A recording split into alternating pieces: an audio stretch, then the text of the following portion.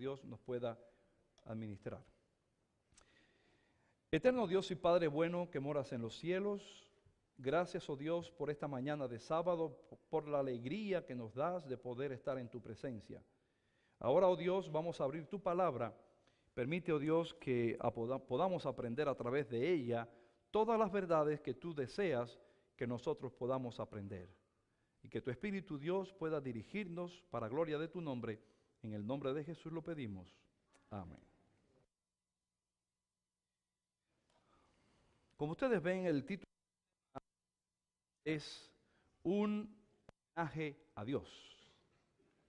Es un día especial, como lo fue también para la iglesia en el pasado, cristiana. Hoy vamos a estudiar algo que está escrito en el libro de los Hechos, el capítulo 2, y en los versos 24, lo adelante. Veamos allí en la palabra de Dios, Hechos capítulo 2, versos 24, perdón, me equivoqué de texto, Hechos 2, 46, en lo adelante. Pero yo quiero leer un poquito antes el pasaje bíblico, de lo que se lee como lectura, el versículo.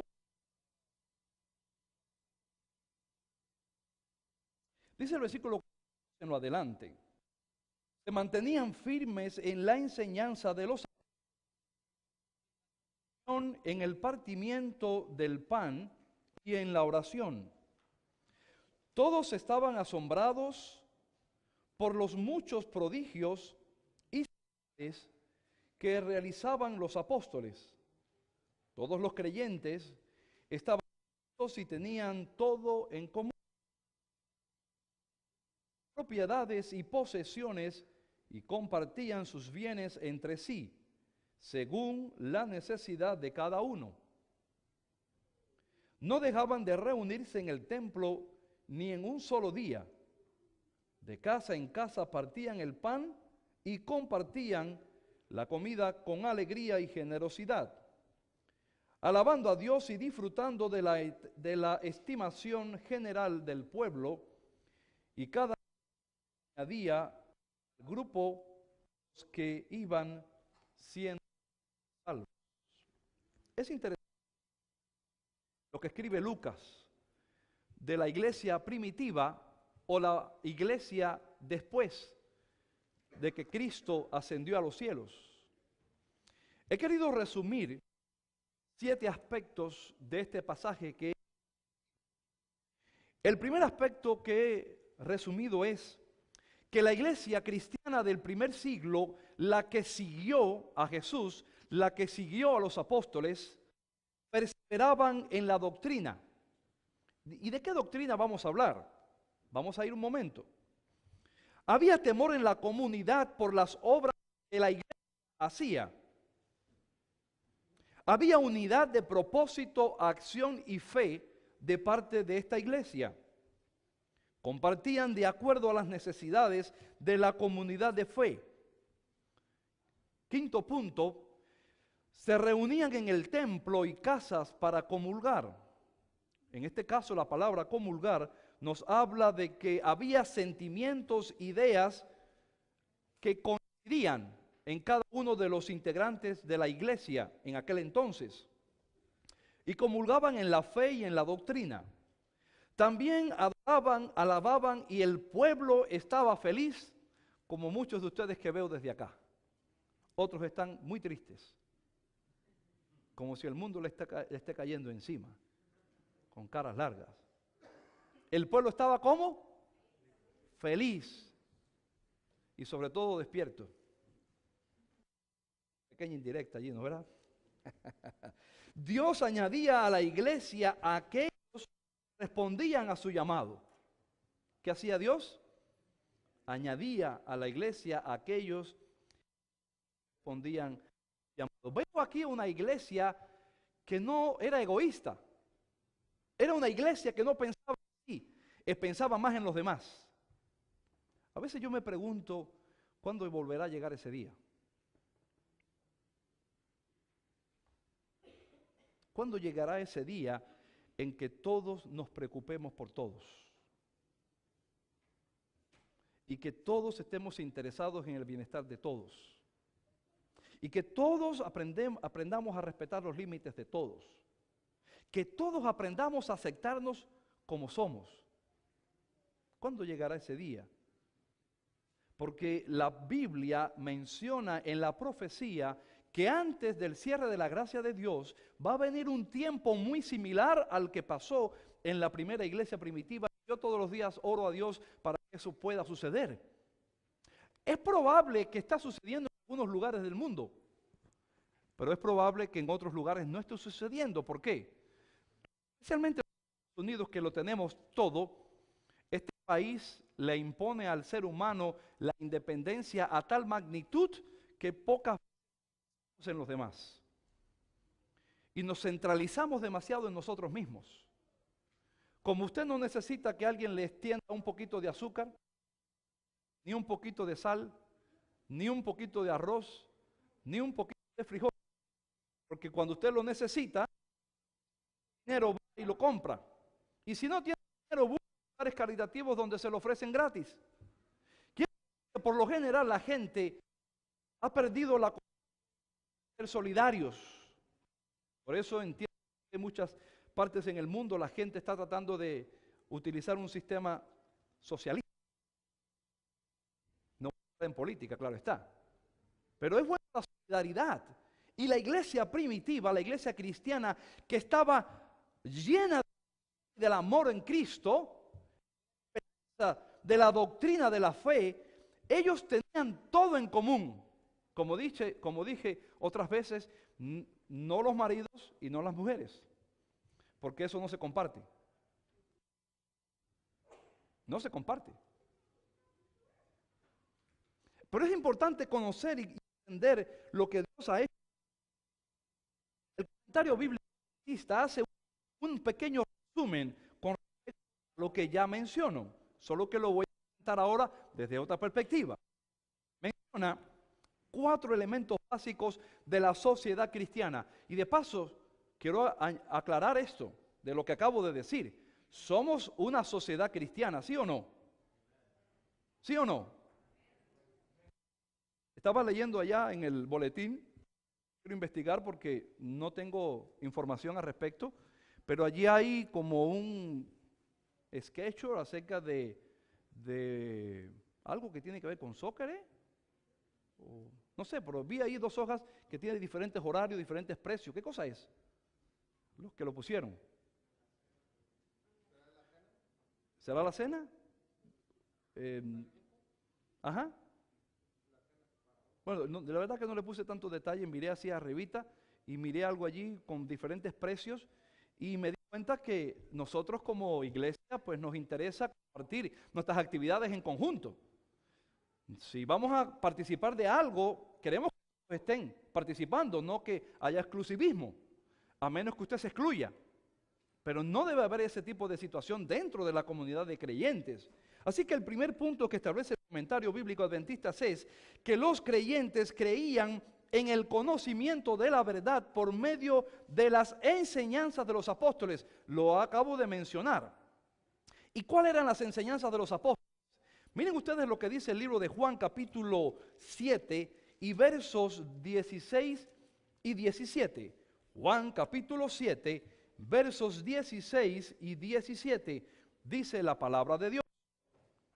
Mi enseñanza, Jesús, no es mía, sino el que me envió, el que esté dispuesto a hacer la voluntad de Dios, reconocerá si mi enseñanza proviene de Dios o si yo hablo por mi propia cuenta. O sea, la doctrina que Jesús pasó a los apóstoles o a los discípulos no era una doctrina de él la recibió del Padre. Y me pregunto, ¿cómo él recibió esta enseñanza del Padre? ¿Se acuerdan ustedes qué hacía Jesús? Jesús largas noches en comunión con su Padre. Y en estas veladas largas de su largo ministerio, Jesús escuchaba de su Padre todo lo que él debía enseñar. Pero ¿creen ustedes que solamente fue eso lo que forjó la doctrina que Jesús inculcó en los discípulos? No.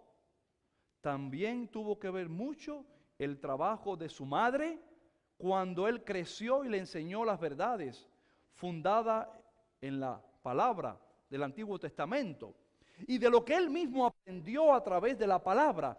Así que es importante los aspectos de lo que usted recibe como base del conocimiento de la palabra, lo que usted estudia y lo que usted también recepciona a través de lo que el Espíritu Santo le puede decir.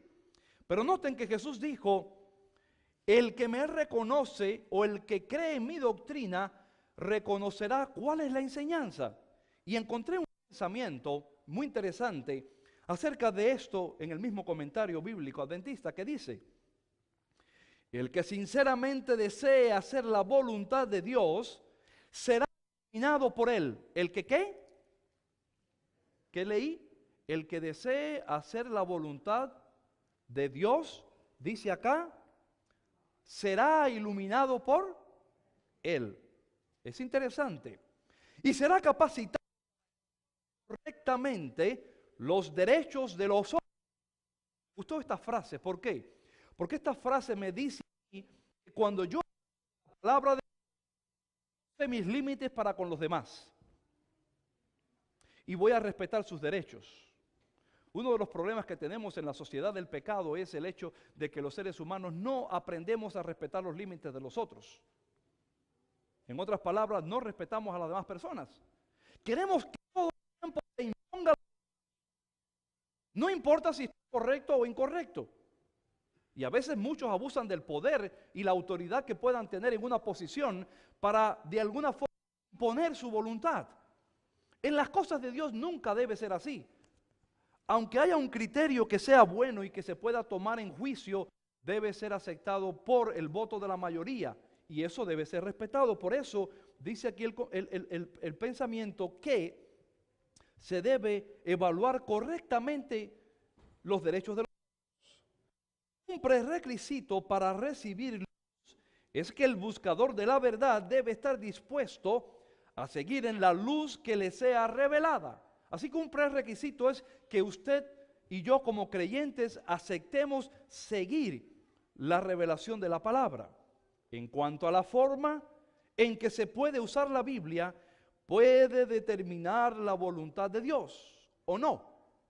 O sea, que usar la Biblia en la manera que la usamos determina si es o no voluntad de Dios.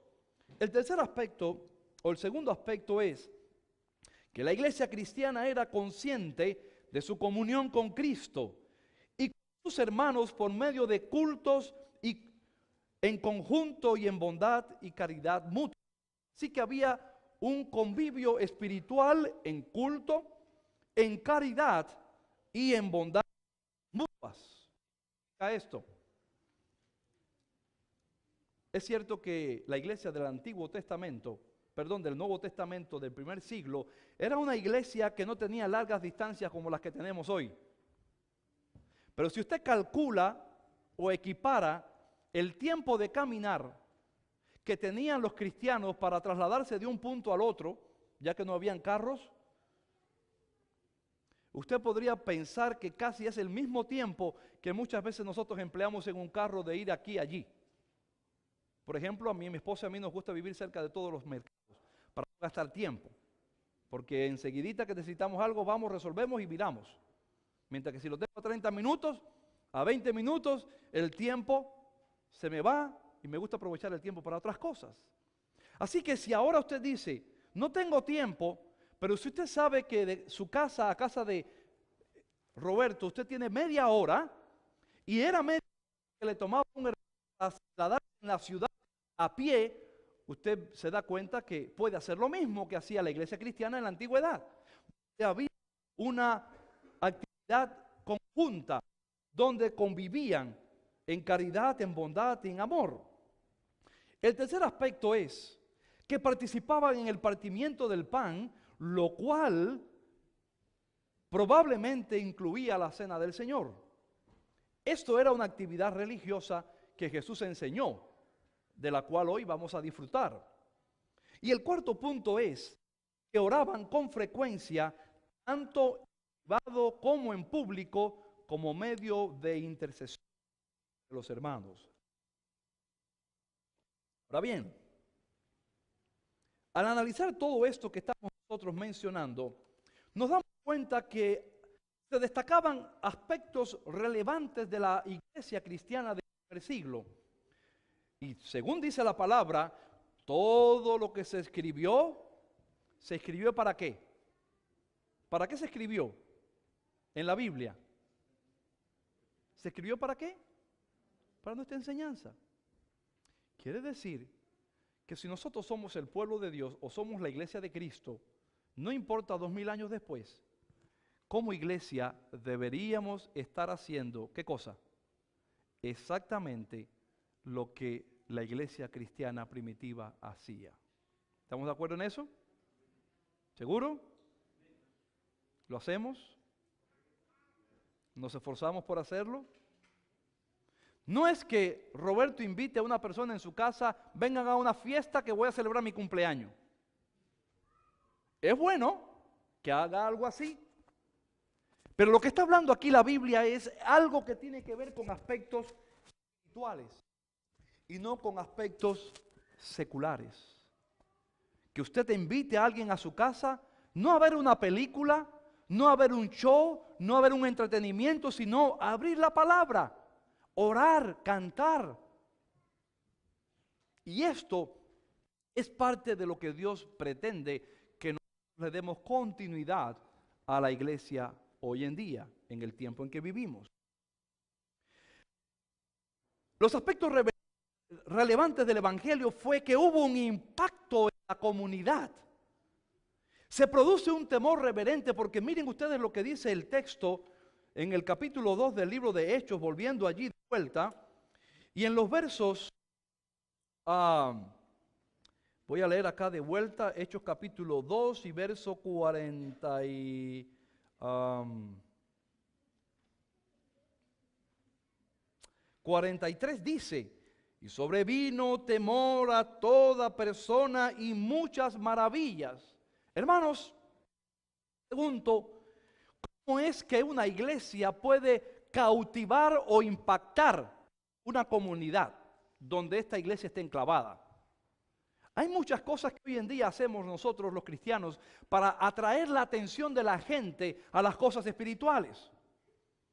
Hacemos un garaje sale, ponemos ropa, repartimos comida, hacemos muchas cosas que de alguna forma atraen la atención a la gente, pero pocas de estas cosas tienen una connotación espiritual.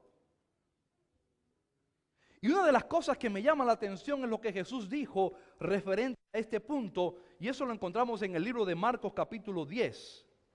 Vamos allí a la palabra de Dios. Marcos capítulo 10 y Marcos capítulo 16 y versos 17 y 18 dice la palabra de Dios. Marcos 16, 17 y 18. Dice: el que crea y sea bautizado, 17. Estas señales acompañarán a los que crean en mi nombre. Expulsarán demonios, hablarán en lenguas, nuevas lenguas, tomarán en sus manos serpientes, y cuando beban algo venenoso, no les hará daño alguno. Pondrán las manos sobre los enfermos, y estos recobrarán, ¿qué cosa? La salud. Es interesante lo que Cristo había predicho que iba a hacer su iglesia para en el momento en que la iglesia iba a forjarse, a establecerse. Cuando usted hace algo trascendental y hay personas a su alrededor, ¿qué pasa con la gente que está a su alrededor? ¿Qué pasa? La gente se impacta, se pregunta, aunque lamentablemente quiero decir, hermanos, que hoy en día pasan cosas, hasta accidentes con personas, y la gente sigue su curso como si nada. Es increíble la sociedad en que vivimos hoy. Fría, indolente, que de alguna forma ve situaciones y le pasa de lado, como, ¿se acuerdan ustedes la parábola del samaritano? Y aquí en los Estados Unidos todos nos preocupamos, ¿saben por qué? Porque como sabemos que aquí todo se maneja con leyes, uno dice, ¿quién sabe la intención que tiene esa persona? O si es que está o no haciéndose el herido. Y yo por si acaso no me voy a meter en un problema legal, esquipeo la situación y me voy. Y eso cada vez va endureciendo más. Por eso entiendo por qué este país tiene tanta gente con depresión. Solitaria, triste, aburrida de la vida. ¿Por qué? Encapsulado en su propio sistema del yo, sino que deja de tener focalización hacia la atención de los demás. Jesús dijo, y esto es importante, que habrían señales que acompañarían a la iglesia. Y yo me pregunto, ¿qué señales? Por mencionar algunas, antes de que esto sucediera, en el capítulo 2 del libro de Hechos, todos sabemos que en el capítulo 2 de los Hechos de los Apóstoles hubo una conmoción producto de ¿qué? ¿Se acuerdan ustedes que dice el capítulo 2 del libro de los Hechos? ¿Qué pasó en el Pentecostés, en el aposento alto? ¿Qué pasó? El Espíritu de Dios bajó y tomó posesión de los 120 que estaban allí en ese lugar. Como resultado de esto, vino las llamas de fuego, un temblor, y la gente se preguntaba qué estaba pasando. Cuando Pedro sale y se tropieza con dice, esto es lo que había profetizado el profeta Joel. A través de lo que el apóstol Pedro dice, es la relevancia de lo que Jesús hizo. Crucifixión, derramamiento del Espíritu Santo, la conversión de miles al Evangelio, una iglesia que se imponía a la sociedad y demostró ante el mundo la capacidad de lo que puede hacer el Evangelio de Jesucristo, porque Jesús lo había prometido que la iglesia iba a ser un poder especial en el mundo.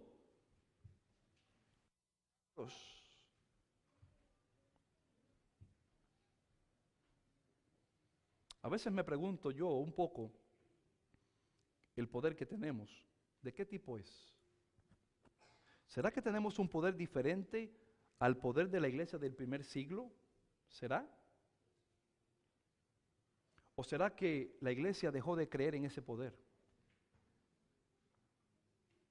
Esto para reflexionar un poquito. Porque según dice la Biblia, sanaban, resucitaban, expulsaban demonios. Y según la Biblia me dice a mí, eso es exactamente lo que debería estar haciendo la iglesia de Cristo en todas las etapas de la historia. Y más en el tiempo del fin. Porque saben que hay muchos engañadores, Jesús lo dijo. Hay muchos engañadores que van a grandes manifestaciones y allí hay una persona que puede llamarse apóstol o quién sabe qué nombre y hace toda una serie de procedimientos y las personas sienten que han sido sanadas y no tienen la verdad. Y deduzco que no están haciendo milagros de acuerdo al plan de Dios. Porque Satanás también tiene poder, ¿saben ustedes? Para engañar, para hacer milagros. Y el pueblo de Dios, que podía y se le ofreció estos dones para el beneficio, para impactar al mundo. Me pregunto yo, ¿por qué no lo tenemos?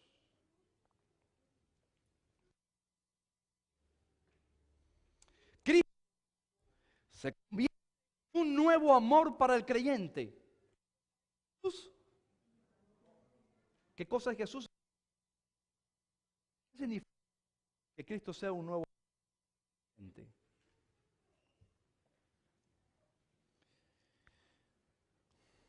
Cristo se posesiona como una nueva esperanza para la iglesia. ¿Cuántos decimos amén? ¿Crees tú en la esperanza que Cristo ofrece a la iglesia? ¿Crees de verdad eso?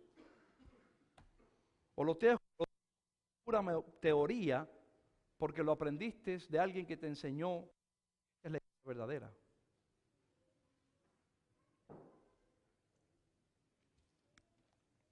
El culto público se convirtió en una constante. Y noten lo que dice la palabra, esto que yo leí. No solamente ellos tenían actividad espiritual en los días en que partían el pan. Dice la palabra, a ir de vuelta allí, quiero leer ese pedacito bíblico en sí, Dios. En efecto, perdón, estoy leyendo más arriba. Disculpen que estos espejuelos, pues, a veces me pierde la letra. Dice, todos los creyentes estaban juntos y tenían todo en común. Vendían sus propiedades y posesiones y compartían sus bienes entre sí según la necesidad de cada uno. No dejaban de reunirse en el templo ni un solo día. Eso es lo que dice la palabra. Dice acá, no dejaban de reunirse en el templo ni un solo día. Y cuando no lo hacían en el templo, iban de casa en casa partiendo el pan. Yo le digo a Dios, ¿cuándo podrá hacer esto de vuelta? ¿Cuándo? ¿Qué tiene que suceder en la iglesia de hoy para que haya este despertar de interés espiritual? No de comida, ni en actividades y otros tipos de asuntos. ¿Qué tiene que suceder en la iglesia de hoy para que el mundo sea impactado? Pero dice acá que el tiene una prioridad. Hermanos, con todo el respeto y el cariño que ustedes se merecen como mis hermanos, mis ovejas que Dios me dio, pero muchas veces a Dios le damos lo que nos sobra. Y perdonen que lo diga de esa forma, lo digo con mucho respeto. A veces le damos a Dios lo que nos sobra. ¿Qué me sobra? Un poquito de tiempo, descansé lo suficiente. Siempre he aprendido en el Evangelio de la que Dios no se le da lo que sobra a mí. A Dios se le da todo, todo, todo. ¿Y por qué?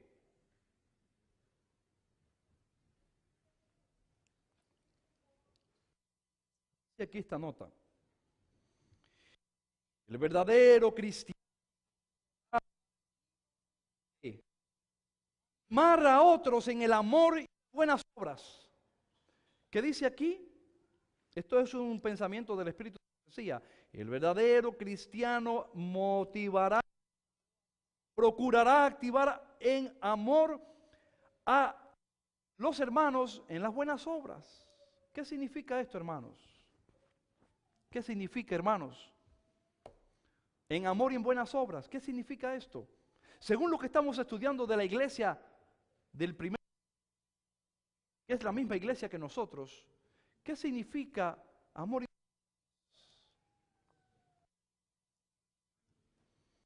el sincero interés en escuchen esto, que esto para mí es trascendente. El sincero interés por el bienestar temporal y no de otros es la medida por la cual el cielo determina la sinceridad del amor que él profesa por Dios. Impresionante. Así que como yo esté haciendo por mi prójimo, en la manera en que yo quiero beneficiar a mi prójimo en bondad, en buenas obras y en amor, en la medida en la cual estar profesando sinceridad por Dios.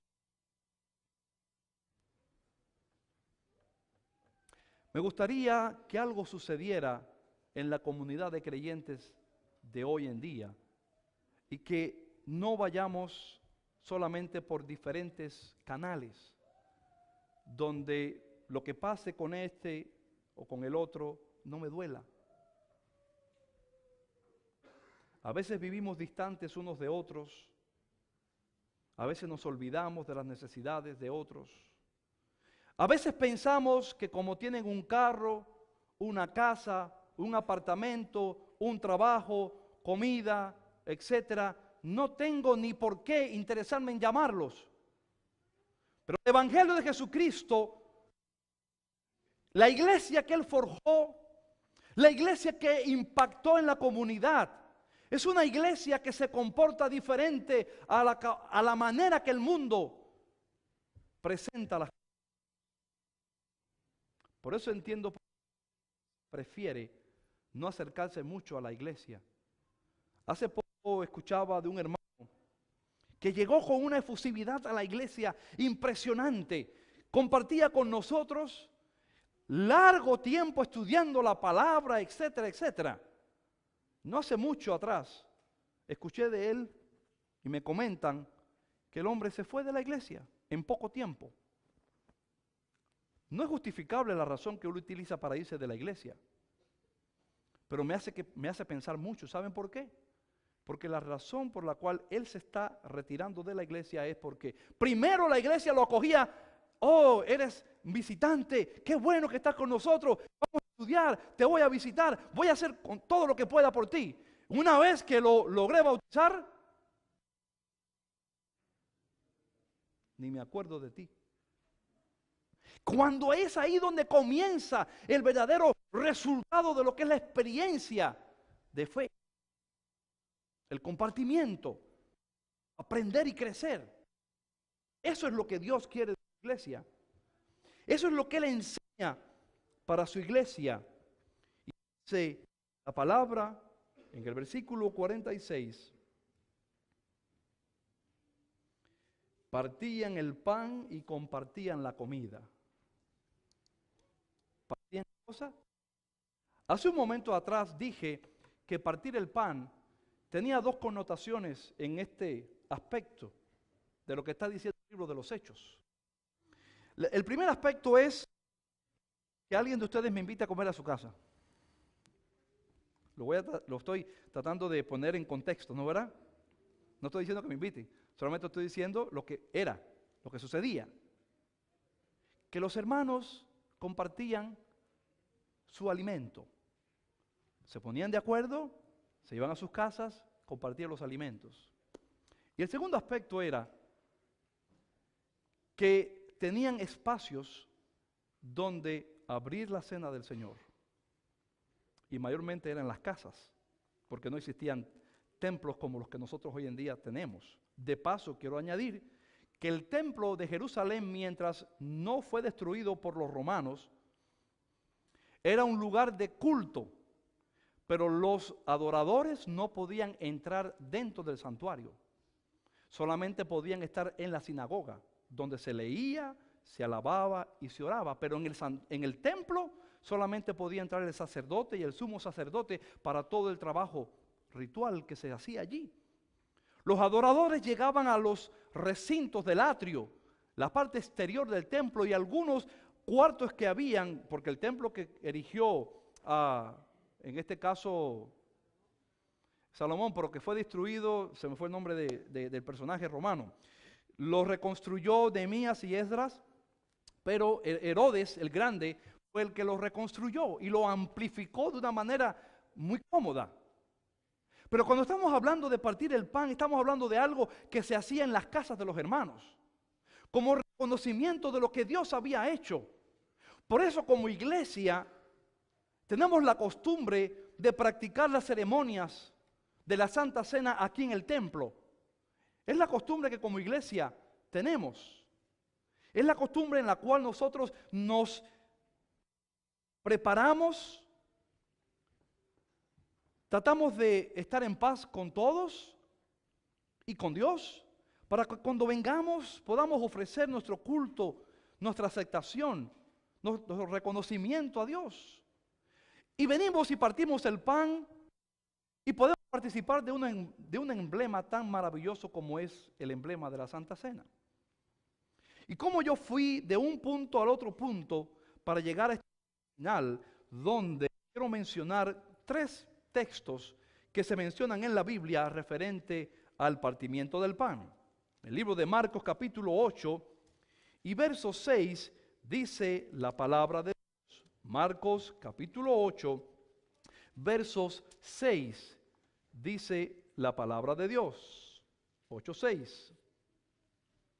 Entonces mandó a la multitud que se recostase en tierra y tomando los 7 panes, habiendo dado gracias, los partió y los puso delante de la multitud. ¿Ustedes se acuerdan de este incidente? ¿Cuántos fueron alimentados?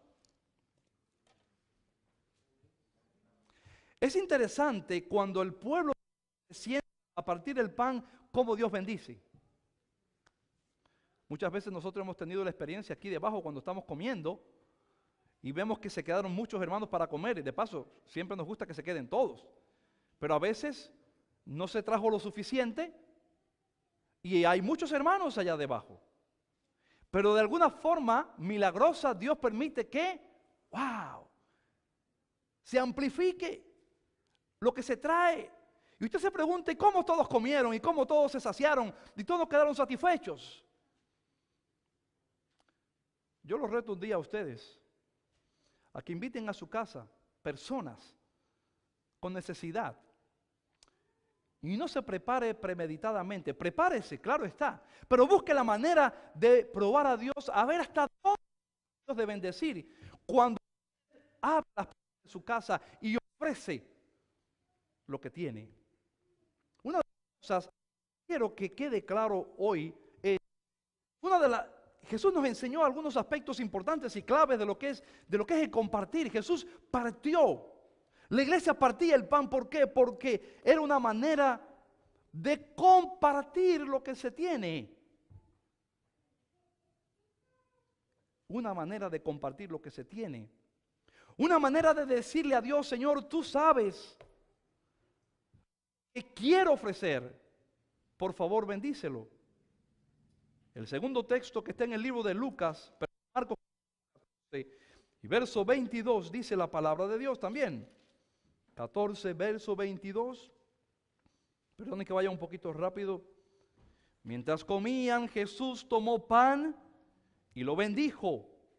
Luego lo partió y se lo dio a ellos diciendo, tomen, esto es mi cuerpo. Y eso es lo que hacía también la iglesia. ¿Saben ustedes qué Jesús? ¿Qué hizo Jesús cuando partió el pan? Hoy en día nos cuidamos mucho, ¿no es verdad?, de las bacterias y de todas esas cuestiones. Y queremos lavando las manos todo el tiempo. Pero en aquel entonces no había alcohol para lavarse las manos. Había mucha bacteria en el ambiente. Todo estaba lleno de polvo porque las casas de hoy tienen una manera de ser diferente a aquel tiempo.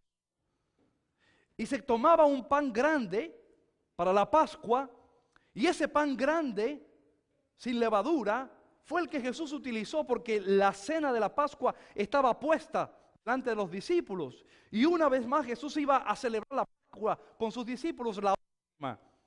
Y dice la palabra que Jesús tomó el pan y le pasa a sus discípulos. ¿Qué significa que Jesús está partiendo el pan y le pase a sus discípulos? ¿Creen ustedes que el pan se iba a acabar en algún momento? ¿Partiéndolo? Físicamente sí. Pero hay algo curioso en las manos de Jesús. Y debe también ser curioso en las manos de la iglesia. Que cuando usted comparte algo, parte para compartir, eso se duplica. Se duplica. Se duplica como bendición de Dios. Pero cuando Jesús pasa el pan, en este momento especial, dedicado que la iglesia debería hacer todo el tiempo. Y dijo, tomen, esto es mi cuerpo. Por eso encontramos lo que dice lo que dice Lucas, el libro de los Hechos, donde la iglesia continuó con la costumbre que Jesús enseñó. Reconociendo que Jesús era su Señor, reconociendo que Jesús ofreció su cuerpo para que el ser humano pueda ser salvo.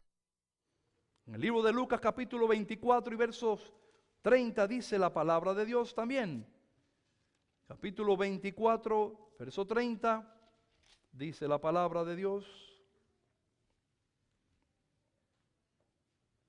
Y aconteció que estando sentado con ellos, a la mesa tomó el pan y lo bendijo, lo partió y se los dio. Un texto repetido.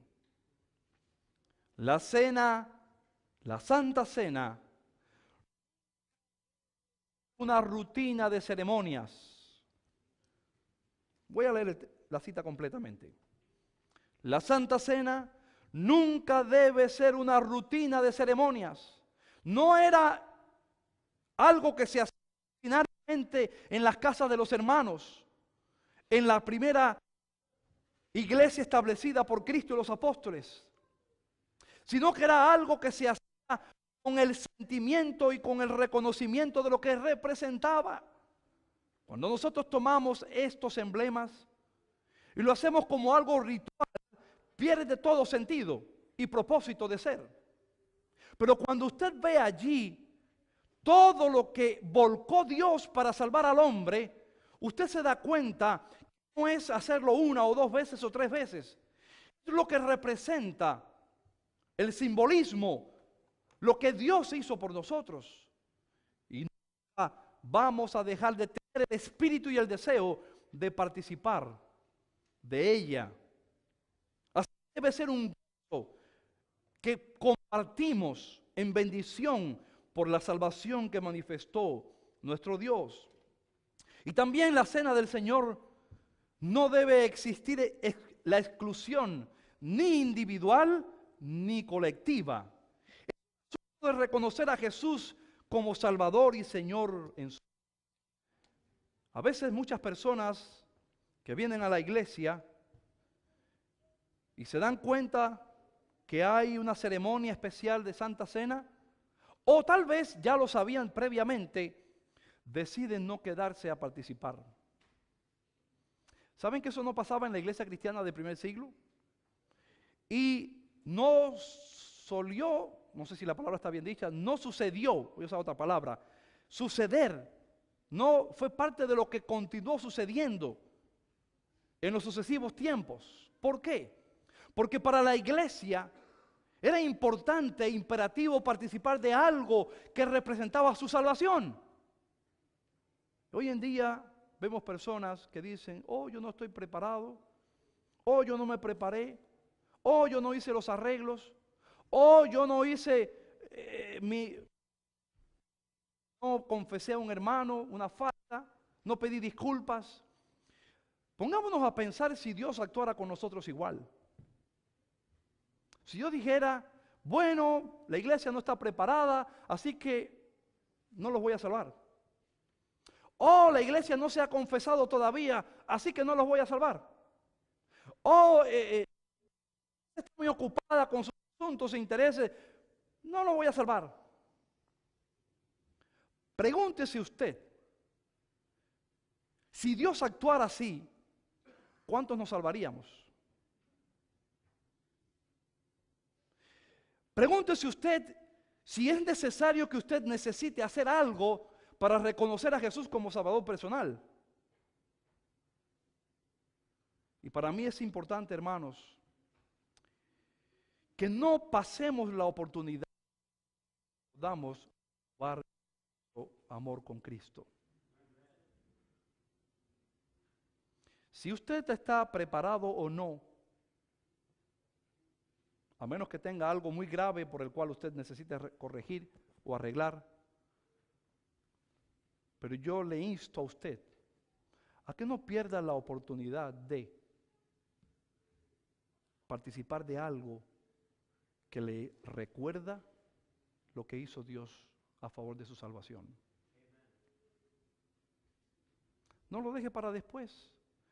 Ni yo, ni nadie en la iglesia lo puede excluir a usted de participar de algo tan especial, tan sagrado como es la cena del Señor, que fue entregada para que nunca olvidemos el costo de la salvación nuestra.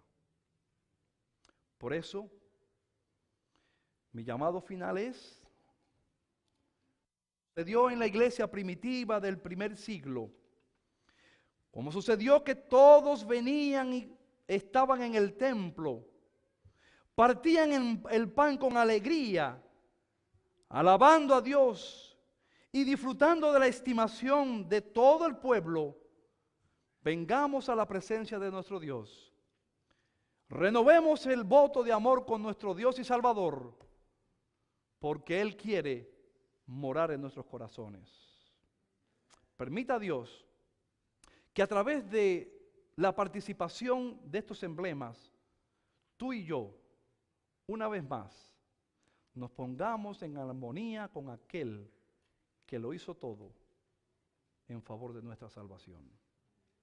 Vamos ahora a retirarnos a diferentes lugares en el basement, donde está preparado ya el lavado de los pies. Y le vamos a pedir, hermanos, que en quietud y en reverencia, muchas veces nosotros nos lavamos los pies cómodamente con alguien que no me hace resistencia, con alguien que no tengo problemas. Ojalá que no tengamos ningún problema entre nosotros los que estamos aquí hoy. Pero como siempre sugiero, intente lavarse los pies con alguien con quien pudiera tener alguna diferencia, para que allí en oración, bajo la dirección del Espíritu Santo, bajo el perdón de Dios, haya aceptación, haya humillación, haya reconocimiento, porque de eso se trata el rito de la humildad. Humillar no solamente delante de Dios, sino también delante de alguien que por alguna razón pude tener algún tipo de diferencia y nos distanciamos. Participemos con quietud. Invitamos a todos a quedarse, a que no se vayan. Si usted decidió no participar, bueno, manténgase acá en adoración a Dios. Tenemos una proyección musical que se va a estar presentando todo el tiempo mientras estamos lavándonos los pies y después subiremos para poder continuar con la parte final de nuestro rito de santificación.